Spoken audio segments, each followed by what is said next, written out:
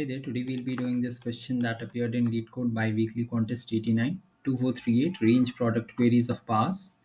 And coming on to the question statement, this statement might look a bit confusing to you. So let's just understand this question better on the whiteboard. So what they have said that they will give you an array of queries. So what this queries array will do, we'll check on to this later. But what they have said that they'll be giving you a value n and we'll have to form this n with some number of values. And what are those some number of values? Those are nothing but the power of 2's. So what are the power of 2's? 1, 2, 4, 8, 16, and so on. There can be many, obviously, but I'm not writing all of them. I'm just writing it till 16. Now we want 15, and they have also mentioned that the number of powers of 2 that we are taking in order to form this sum that is 15 should be minimum. And what do we mean by that? If we want to form 15, what can we take? We can take 8, 4, 2 and 1, which will form up to be 15, right? We could also take 4, 4, that is 8, and then again a 4, that is 12, and then again a 2 and 1. But if you see, the number of elements that we took on the first instance was smaller than the second instance, right? So we'll be trying to form this summation such that the number of elements that we are taking from the power of 2 array is minimized. So this is the first part of the question. So we got to know that we can just take 1, 2, 4 and 8 in order to form 15. So that is the first part and that is done. Now all they have said is that go into the queries array, iterate on the queries array, and just make sure you multiply all the numbers from the summations. And what do we mean by that? So these are the power of 2's that we have gotten, right? And I'll just be indexing them as well. And these form what? These form 15, right? This is summing up to be 15. So go into the query array. The first query is nothing but 0 and 1. So what do? We go into our array that we formed to sum this up to 15. From 0 to 1, what do? We multiply all the values. And what do we get? We get 2. After that, we go on to the second index of the query, that is 2 to 2. So we'll just stand at 2, that is L and R both are at the same position. So we'll multiply all the values from here. Now after that, we have got 0 to 3. So we will take all the elements from 0 to 3 and multiply them together. And what are we going to get? We are going to get 64. And this is what your answer array will look like, that is 2, 4 and 64. So this is what you have to return. So I hope the question statement is clear from here. And while explaining the question statement, I have also explained you the algorithm that we will be actually walking through. So whatever I have explained, we have just implemented that into our code. And how did we do that? See, first of all, we need all the powers of 2, right? And what can be my n? The n can be up to 10 to the power 9, right? So if we see, if we are needing 10 to the power 9 elements, right? Here we could have n as 10 to the power 9. So we need to have at least 2 to the power 31 at max, right? Why so? Because if we just check the values of 2 to the power 39, it could be something greater than 10 to the power 9. So we'll be needing at least 2 to the power 30 powers of 2. That means 2 to the power 1 is nothing but 2, 4, and here it should also be 1, 1, 2, 4, and 8, and so on. Will go on till up to how much? We'll be going up till 2 to the power 30.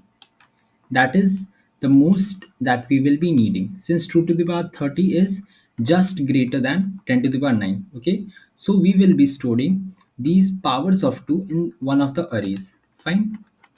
After this is done, what are we going to do? We need to find the number of elements from the power of 2 such that the summation is 15. Now how are we going to do that? See, you have the power array which says that okay, these are the powers of 2, right? And so on up till 2 to the power 30, you'll be having the array, which is perfectly fine. Now what are we going to do? We are going to just iterate from the last, and we'll see that we'll be taking a greedy approach, that's saying that okay, can this number be added such that n is a summation of that. So we'll be just using a greedy approach. Is 16 less than 15? Obviously not, so we cannot do anything. What are we going to do? We're just going to move ahead. Now this is done. Now 8 is less than 15. Can we take 8? Obviously yes, we can take 8, right? After we take 8, what is my summation going to be? So 15 minus 8 is nothing but 7, right? So I took 8 once. Fine. It was perfectly fine for me. Now, after this, again I'll be trying to take 8. I'm just doing a greedy approach right here. Fine. How many times can you take 8 here? I could only take it once. Now, I cannot take 8 anymore. So I'll move on to this 4. Now, can I take 4? Yes, I can take 4 once, so I'll be just taking 4 once. So now my value is up to 3. Now I need a value which sums up to be 3. Now 4 is greater, so I'll again move back, right? If I move back, I see that yes, 3 minus 2 is 1. So again I can take this value right here. Again 2 is becoming greater than 1, so I'll again have to move left, and ultimately I see I'll get a value to be 0. Now what are the values of power of 2 that we took? That is nothing but 8, 4, 2 and 1. That is what we are taking right here, right?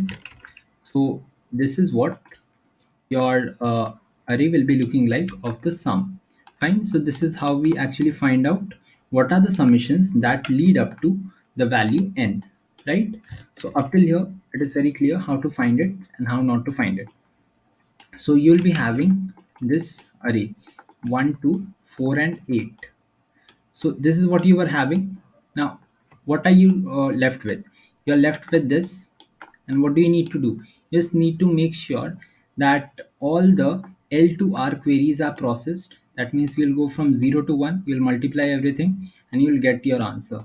You'll again go to 2 to 2, again you'll process the query, you'll multiply everything in between that indexes and you'll get the answer. Again, what are you going to do? You're just going to take 0 to 3, again you are going to get an answer right here.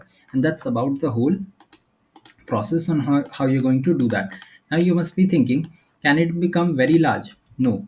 The reason is that you're having your power of 2 at max how many times? It can be at max 30, right?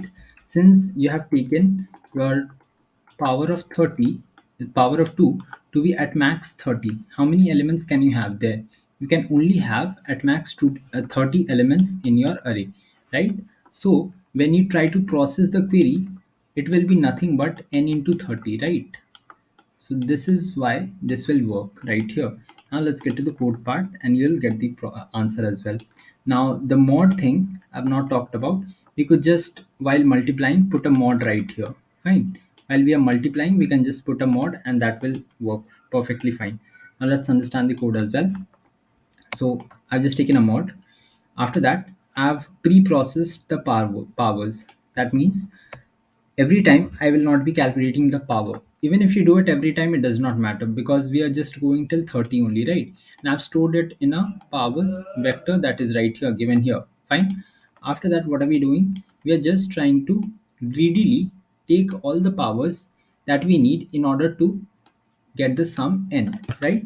So this is the part where we greedily take such that all powers of 2 sum to n. So this is what we are doing right here.